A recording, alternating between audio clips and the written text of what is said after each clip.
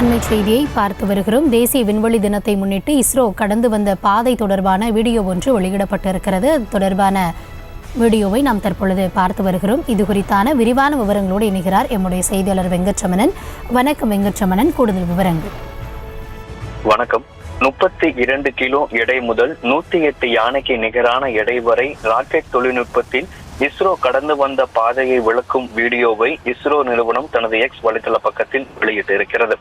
நிலவின் தென் துருவ பகுதியில கடந்த 2023ஆம் ஆண்டு ஆகஸ்ட் மாதம் 23ஆம் தேதி இஸ்ரோவுடைய சந்திராயன் 3 விண்கலத்தின் விக்ரம் லேண்டர் வெற்றிகரமாக தரையிறங்கியிருக்கு. அதனைத் தொடர்ந்து ஒவ்வொரு ஆண்டும் ஆகஸ்ட் 23ஆம் தேதி தேசிய விண்வெளி தினமா இந்திய அரசு அறிவித்திருக்கிறது. அதன்படி இந்திய விண்வெளி ஆராய்ச்சி நிறுவனமான இஸ்ரோ தேசிய விண்வெளி தினத்தை கொண்டாடும் வகையில தன்னுடைய எக்ஸ் வலைதள பக்கத்துல இந்த காணொலியை வெளியிட்டிருக்காங்க.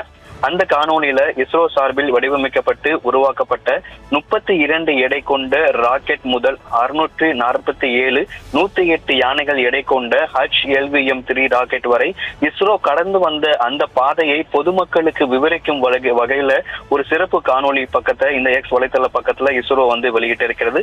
ஒவ்வொரு ஆண்டும் ஆகஸ்ட் 23ஆம் தேதி தேசிய விண்வெளி தினமாக கொண்டாட இருக்கக்கூடிய சூழ்நிலையில் இந்த இஸ்ரோ கடந்து வந்த அந்த தொழில்நுட்பத்தின் கடந்து வந்த வீடியோவை எக்ஸ் வலைதள பக்கத்தில் இஸ்ரோ தற்பொழுது வெளியிட்டிருக்கிறது.